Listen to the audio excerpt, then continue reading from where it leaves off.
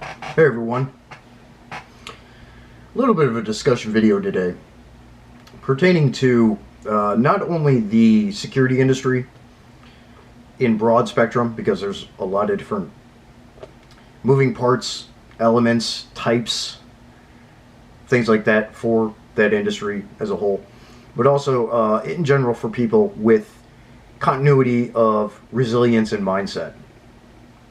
So dealing with the job, and in this case for the security industry, because I've been working in it for 15 years outside of military service. Dealing with the job has a lot of hurdles with it. You have a lot of corporate bureaucracy. It's just a fact. You have a lot of the time, unless you get into subcontracting sector where you're a little bit more autonomous and have more control over yourself and what you're doing and things like that, kind of in a spot where I am right now as a senior security advisor and consultant, apart from also continuing with executive protection work and other consultancy roles and things like that as of right now. Aside from that, you're going to be dealing with the pipeline, your echelon of people. There's both good and bad, just like the military and just like any other corporate job or anything. There's a lot of good and bad when it comes to leadership, framework, structure, policies, everything across the board. Administrative quirks, issues with pay and communication, all of these things that can break down and at some point do, apart from things that just don't seem right and don't work, that could be improved while trying to provide feedback, even though sometimes it falls on deaf ears or whatever it is. You're always going to have to be dealing with that. And again, this applies to everyday life and a number of other jobs and industries outside of the security sector. Finding the balance in your mental resilience and dealing with a lot of the crap, as well as pushing yourself forward to show that you're a leader, that you're competent, that you have more to offer than what you may be trying to be pigeonholed into by the company and things like that. It's a balancing act. The scales are always kind of back and forth, right? It takes effort. And it takes a fortitude and a resilience to be able to deal with the crap. We're not saying take a big bite of the shit sandwich proverbially, but dealing with the crap while being able to, again, provide positive feedback, constructive feedback, open yourself up to not only quid pro quo feedback and criticism and otherwise, but also to dish that out as necessary. A lot of people turn into yes men and women, just yes people. There's a time and a place for that, especially if you're out in the security sector. If you're out on operations and doing things, you've got team leaders for a reason. You've got leadership for a reason. If something is wrong and you need to point it out, especially in those circumstances where it can be very much life and death. You need to point that out. You need to address it, be like, no, this is wrong. We need to do it this way, or we need to figure out a different way to do this and make it work. On the flip side, in general, stateside corporate work and jobs otherwise, again, outside of the industry and broader than just the security industry as well, same thing applies. There's going to be times where you notice something or you figure out that something isn't quite working right. Apart from giving continual feedback on systems and failures and things like that, going, hey, there's an issue with this pay thing, it's taking too long, or it keeps breaking down, how can we fix this? Just things like that, and providing that feedback to people because they need that in order to improve and work on things. Again, if they're receptive. If they're not receptive, get the fuck out. Go find something else, something better. But you need to be providing that. You need to be putting that out there. You need to be getting outside of your shell. Don't keep your head down and your head in the sand, nose to the grindstone kind of thing. I mean, nose to the grindstone is good, but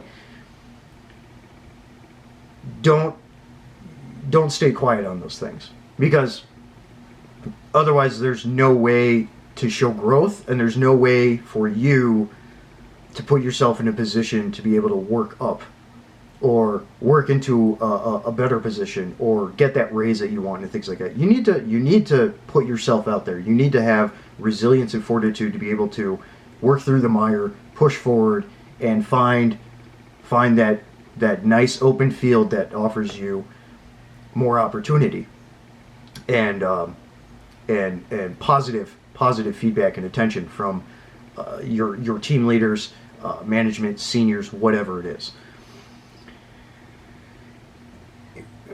Along with this,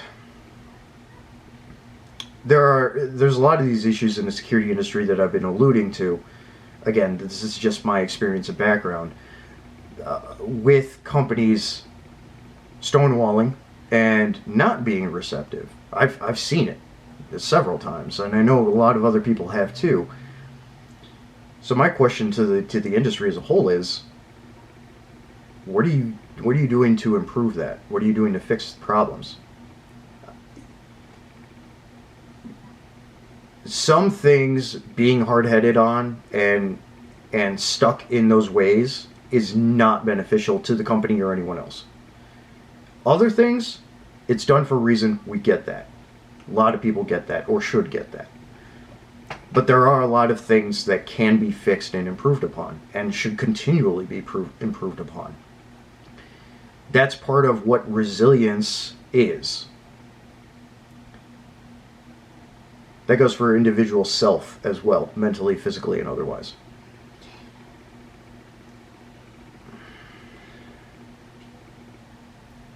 Trying to find the right words without saying or too much. Not that I fucking care, but sometimes people complain about that. Especially when it's rapid fire and it's ad hoc. I don't use a script. This isn't Hollywood. Sometimes I have to think a little bit. Everybody should take time, pause, think a little bit sometimes. It's kind of necessary to adequately process your thoughts and get out what you need to get out and say, whether it's writing, speaking, otherwise. When it comes to individual self and your resilience and improving yourself for in the workplace but also outside of it, some of these same factors need to come into play. Self-assessment is a valuable thing. Sometimes you need to look at yourself in the mirror, take some notes for yourself, and be like, hey, this is what I'm doing and this is what I can improve upon.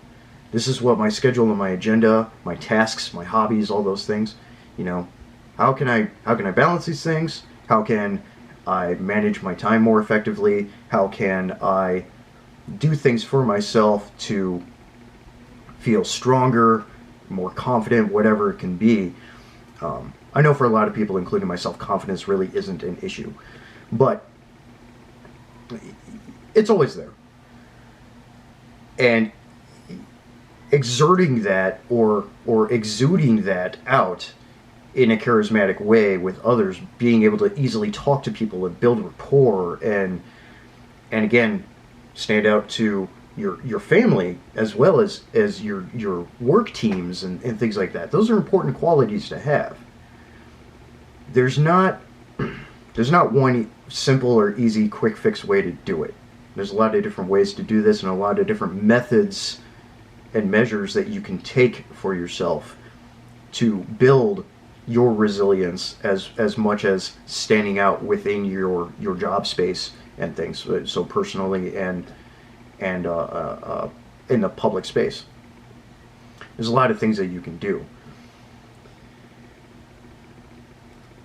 Some of this also pertains back to what I said about taking vacations and things like that.